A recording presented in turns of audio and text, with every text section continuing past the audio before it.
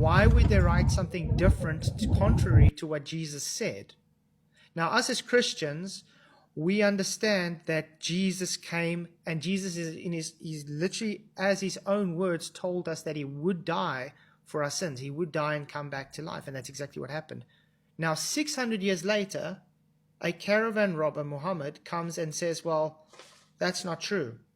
The scriptures are just corrupted. You guys are not, it's not actually true, because Jibreel came to him in a cave, which he first wanted to hurl himself off a mountain because he believed he was being demon-possessed. He went to his wife, Al-Kabi, and she told him, no, this is just the angel Gabriel, and that's why he believed it was that.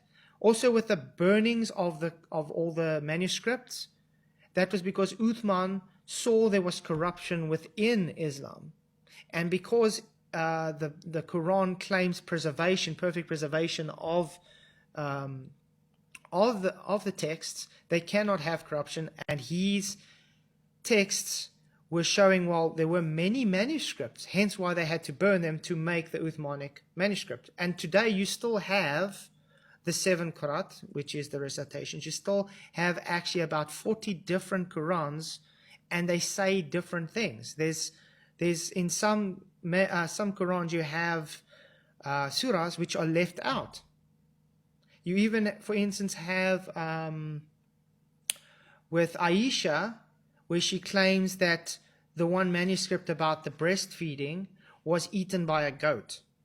Now, how is that preservation of anything if the Quran is the word of Allah? If it's the direct word from Allah that's got to be preserved, it cannot be preserved based on its own history and theology. It just makes it impossible.